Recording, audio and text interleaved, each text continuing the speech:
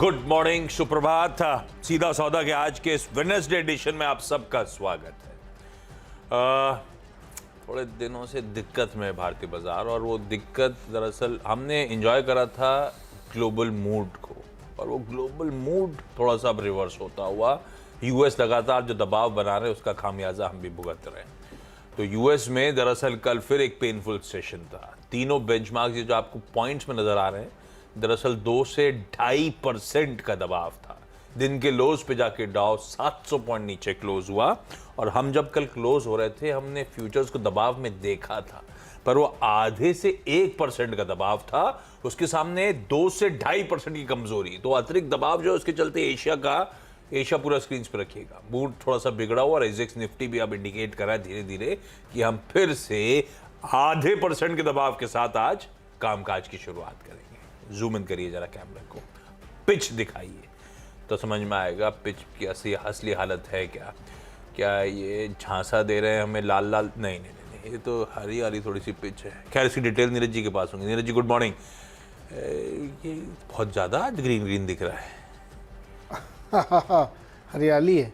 हाँ काफ़ी हरियाली। अब ये हरियाली लेकिन गलत कंटेक्स्ट में है। हाँ गलत कंटेक्स्ट। क्रिकेट के लिए हरियाली अच्छी नहीं होती। क्रिकेट के लिए एकदम सख्त पिच होनी चाहिए। बिल्कुल सही है। आप हरियाली इसलिए दिखा रहे हैं डायरेक्टर साहब क्योंकि हरियाली बहुत दिक्कत करने वाली है आज मार्केट में। देखिए अमेरिका की भी चर्चा चल रही है, वहाँ के यूएस के तीनों इंडाइस से, चारों इंडाइस, रशिया भी जोड़ा, सब बुरी तरह से गिरे। बॉन्ड यील्ड एकदम तूफान मार रही, 4% पहुँच गई। तो डर वही है कि फेड कितनी देर ब्याज दरें बढ़ाएगा। तो अनुमान ये लगाया जा रहा है कि 50 बेसिस पॉइंट ही हाइक कर देगा, हो सकता है वो। कुछ लोग कह रहे हैं अगर नहीं करेगा तो कम से कम 3 तो बैक टू बैक करेगा, मार्च, मई, जून। तो बॉन्ड यील्ड का इशारा साफ कह रहा है कि जो फेड रेट है वो शायद 5.5% आपको मई जून तक दिखेगा। अगर 5.5% हो जाता है और एक हाइपोथेसिस लेते हैं कि रुक गए वहाँ पे, तब भी ये बहुत ज़्यादा है। और नहीं रुके तब तो आप समझ लो मतलब क्या होने वाला है। तो ये डर मार्केट में अच्छे से बैठ गया है। अभी तक जो पिछले 1 महीने में, जनवरी में, मार्केट इस बात को इनकार कर रहा था, इग्नोर कर रहा था, रिकॉग्नाइज नहीं कर रहा था। अब वो मान चुका है कि नहीं ऐसा होगा, क्योंकि जॉब डेटा अच्छा दिखता नहीं है। अच्छा, ये सब जो बातें हम लोग कर रहे हैं ना आशीष, छटनी होती है, फिर लगता है कि अब तो इन्फ्लेशन नीचे आएगा, जो कि आ रहा है ईयर ऑन ईयर आप देखें, लेकिन छटनी उतनी पीनट है जितनी भर्ती की गई उसके सामने कुछ नहीं है। कोविड टाइम्स के बाद जो भर्ती हुई थी उस हिसाब से कुछ नहीं है, एक्चुअली कुछ नहीं है। तो इसलिए वो बात नीचे नहीं बन रही है। फेड पावेल साहब प्राइवेट कंपनी को डेटा थोड़ी देंगे, लेकिन आप मेहनत करके पढ़िए, देखिए आपको लगता है कि कुछ नहीं चल रहा अभी। तो या तो रीएडजस्ट कर लीजिए आप, या तो एक तो छटनी मीनिंगफुल नहीं है। हाँ, होनी भी नहीं चाहिए, मतलब होनी नहीं चाहिए, और वो एब्जॉर्ब भी हो रही है, वो एब्जॉर्ब हो रही है। तो जब ये सिनेरियो बन रहा है तो इन्फ्लेशन नीचे नहीं आ रहा है, और उसी की वजह से आप देखिए कि बार बार ये बॉन्ड यील्ड बढ़ती है। मतलब पिछली बार का जॉब डेटा देख के तो एकदम आ गई था, मुझे सरप्राइज लगा ये कैसे हो गया। तो ये परिस्थिति यूएस मार्केट में बनी है, और इसीलिए बॉन्ड का इशारा कर रहा है कि मार्केट गिरेगा। और फिर अगेन चाहे वो गोल्डमैन सैक्स हो, Morgan Stanley, JP Morgan, bank of America, सब ये प्रेडिक्शन कर रहे हैं कि यूरोपियन मार्केट और यूएस मार्केट यहाँ से अच्छा मीनिंगफुल करेक्शन लेंगे। इसीलिए हम ये आपको पेश दिखा रहे हैं। तो ये दबाव बनेगा। तो अब इसमें जिन स्टॉक्स ने बहुत अच्छा प्रदर्शन किया है, जिन सेक्टर्स ने बहुत अच्छा प्रदर्शन किया, वहीं पे प्रॉफिट बुकिंग आपको देखने को मिलेगी। उस आग में थोड़ा घी डाला वॉलमार्ट और होम डिपो ने, जिन्होंने अपने आउटलुक कमज़ोर कर दिए और नतीजे इन लाइन या थोड़े से वीक दिए। तो आज की पिच वैसी है, बिल्कुल स्लिपरी है। ज़रा से चूके तो हारे को हरनाम हो जाएगा फिर। तो वही बहुत कॉशियस रहिएगा। और पिच खराब है, मैं सारी सिर्फ खबरें हाईलाइट कर रहा हूँ, सब ग्रीन है। तो हाँ, मेरा काम है आपको डेवलपमेंट रिपोर्ट कर देना, और ये इससे कोई मतलब नहीं चले, क्योंकि वो खैर आज अनलाइकली ऐसी कोई भी खबर है जो खबर के चलते वो स्टॉक इस तरह के ट्रेंड को विपरीत चला जाए। तो ये बात ध्यान रखिएगा। पर ये स्क्रीन पे स्टॉक्स ऐड करने लायक, तो एक एक करके वो क्विकली आपके सामने प्रेजेंट कर देता हूं। सबसे पहले भारत इलेक्ट्रॉनिक्स, बीईएल को कल भी मेंशन करा था, कमजोर बाजार में कल अच्छा कर रहा था, लेकिन कल जब इस पर टेक्निकल व्यू लिया था तब आपको याद होगा मैंने क्या कहा था, नर्वस 90s का शिकार है ये, फंसा हुआ है उन्हीं जोन्स पे। बहुत मीनिंगफुल अपटिक्स आज भी एक्सपेक्टेड नहीं हो रहा है। आज तो मूड काफी खराब है, तो जरा वॉच आउट करना है सारे स्टॉक्स को। करार करा इन्होंने, दरअसल डीआरडीओ का आर्म है एरोनॉटिकल डेवलपमेंट एजेंसी, उनके साथ करार हुआ है। और जो advanced medium combat aircraft program है, दरअसल उसके अंदर हम लोग 5th generation multi role all weather fighter aircraft design और डेवलप करने का मूड बना रहे हैं।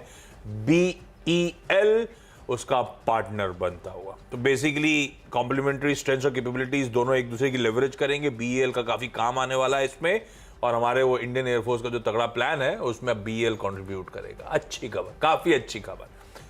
BEL को ग्रीन रख देता हूं।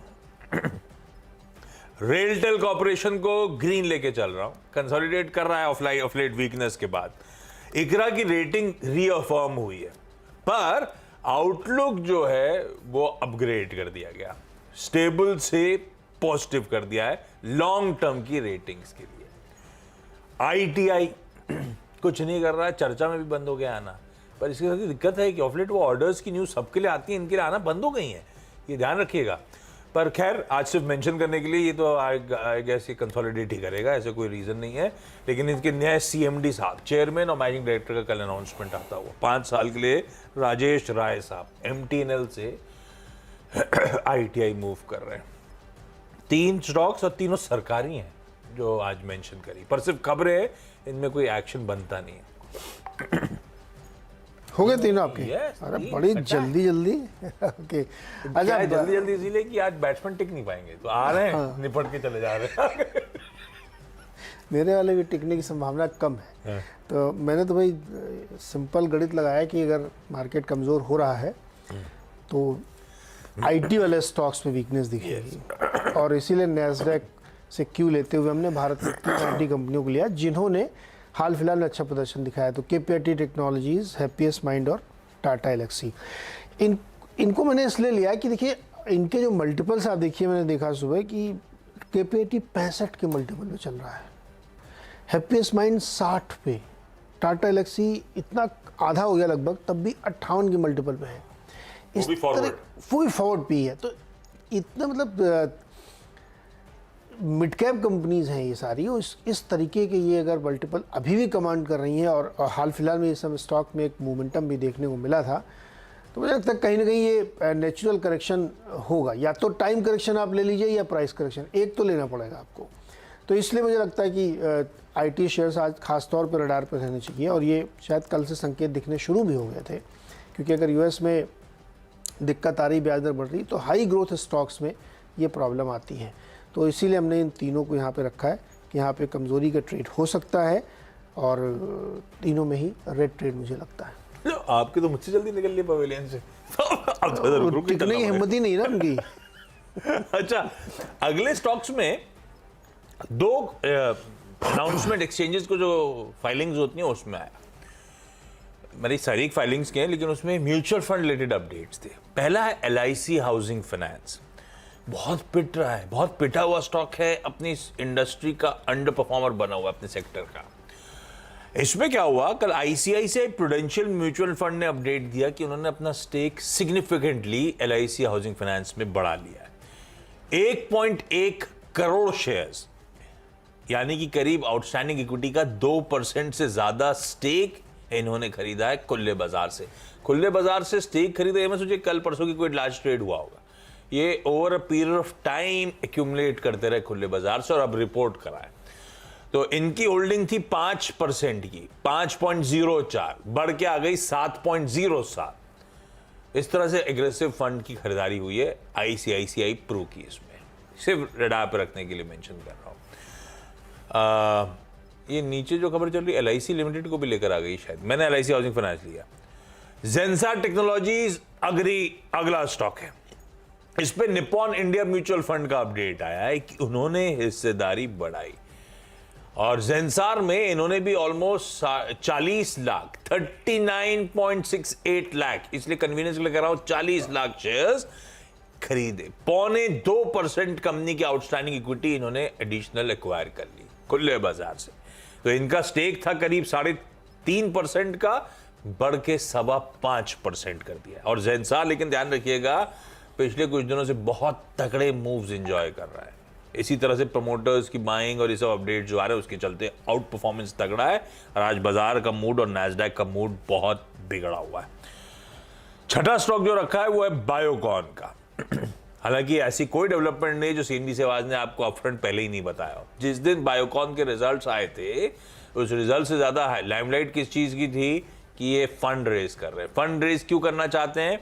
क्योंकि इन्होंने एक बहुत तगड़ा एक्विजिशन कर रहा था, तो एक्विजिशन रिलेटेड नर्वसनेस तो बाजार में खत्म हो गई थी, पर उससे रिलेटेड डेट का भुगतान करना था। अब वो डेट फाइनेंसिंग के लिए, वो डेट के भुगतान के लिए, बैलेंस शीट को इंप्रूव करने के लिए उन्होंने एनसीडीज रेज करने की रिजल्ट पे बात कर दी थी, नाम भी दे दिया था, बस वो प्रोसेस कल प्रक्रिया पूरी हो गई, अपडेट ही आया है।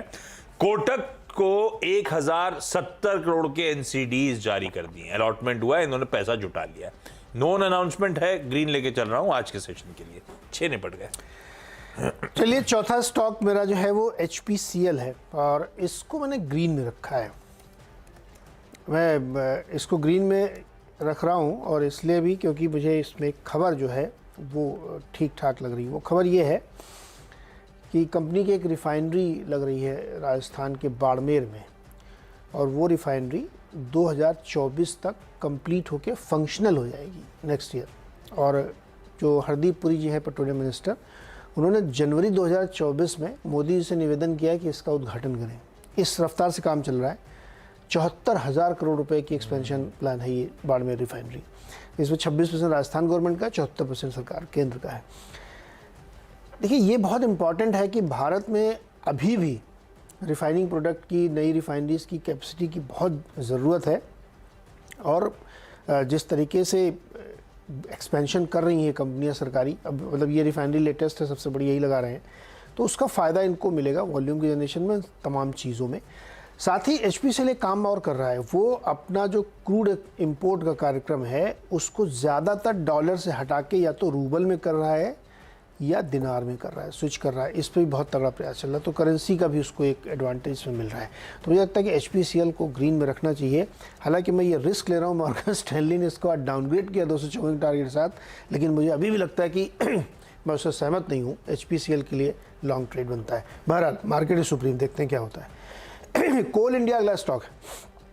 कोल इंडिया इसलिए मैंने लिया आज कि एक तो इंटरनेशनल प्राइसेस कोल के 3% ऊपर गए हैं आज, और साथ ही जिस तरीके से हीट के एक्सपेक्टेशंस रखे जा रहे हैं, फोरकास्ट किए जा रहे हैं IMD की तरफ से, सरकार बिजली कंपनियों से कह रही कि आप धुआंधार कोल पावर बनाइए और उसको एक्सचेंज पे जाके बेचिए, फुल कैपेसिटी में चलाइए। ये सब दिखाता है कि कोल की डिमांड आने वाले समय में बहुत ऊपर जाने वाली है। तो ये एक बहुत ही इंपॉर्टेंट फैक्टर है कोल इंडिया के लिए।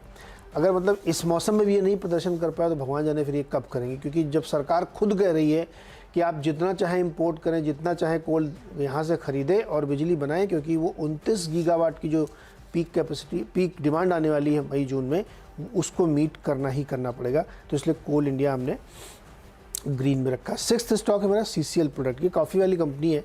इसका भी रीज़न ये है कि कॉफ़ी कीमतें कल अचानक से 4% उछल गई हैं और ये डिमांड काफ़ी बढ़ती हुई दिख रही है, प्राइसेस स्टेबलाइज हो रहे हैं।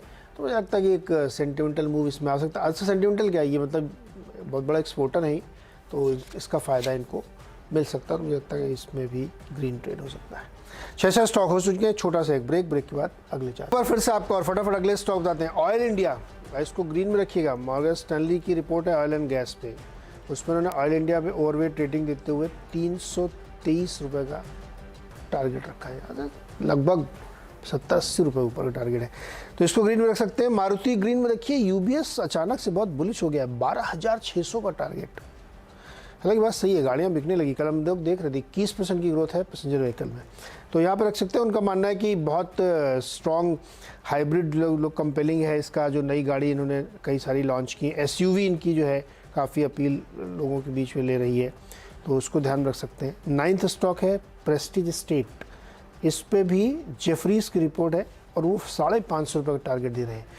तो उनका ये मानना है कि साउथ की मार्केट में कोई दिक्कत आ नहीं रही है और FY26 तक की जो है काफ़ी विजिबिलिटी है सेल्स को देखते हुए, और इन्होंने कई सारे जो प्रोजेक्ट लॉन्च किए हैं वो बहुत सफलतापूर्वक बेचने में भी कामयाब हो रहे हैं।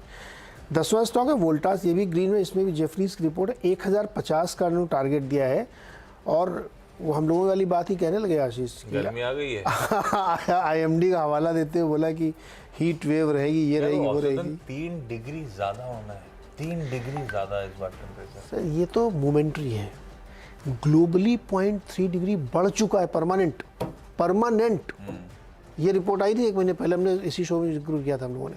0.3 डिग्री परमानेंट बढ़ चुका है ऊपर। और इस समय यूएस में एक तरफ चिलिंग कोल्ड है और एक तरफ हीट वेव चल रहे हैं। एक ही है देश में 2 मौसम चल रहे हैं यूएस में। उनका ठीक है, उनका तो टाइम भी है अलग अलग। एक ही देश में। तो खैर चलो, वोल्टास में भी 1050 का टारगेट है, तो हो सकता है गर्मी लगे तो स्टॉक में भी गर्मी आ जाए। अब बताइए।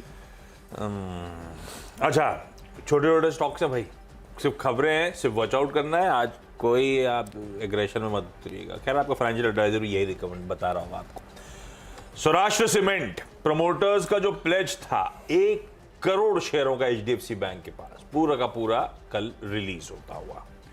लेमन ट्री होटल्स एक और करार करा है। मनाली हिमाचल में 34 कमरे की एक property lemon tree hotel brand के अंतर्गत आएगी, जो कि बस गर्मियों की छुट्टियों के लिए ऑपरेशनल है। गर्मियों की छुट्टियों के बाद होगी, दरअसल जून में ऑपरेशनल होती हुई नजर आएगी। पेनिनसुला लैंड, कल वो बोर्ड मीट थी। पैसे स्टॉक उस बोर्ड मीट से पहले काफी हरकत दिखा चुका है, ये ध्यान रखिएगा। छोटा टिकट साइज वाला काउंटर है। बोर्ड ने कल प्रमोटर्स को, प्रमोटर एंटिटी है मिरांडा टूल्स, उनको शेयर्स और वारंट जारी करने, 1.45 करोड़ शेयर्स और 1.53 करोड़ वारंट्स, दोनों मौजूदा भाव से ऊपर 14 रुपए पे। विसाका इंडस्ट्रीज नाम की कंपनी, आज बोर्ड मीट है। स्टॉक स्प्लिट पर आज इस कंपनी का बोर्ड विचार करेगा। वैसे इस कंपनी के इस समय फेस वैल्यू जो शेयर्स की वो 10 रुपए। देखते हैं किस तरह का स्प्लिट अनाउंसमेंट आता है। क्विकली छोटा सा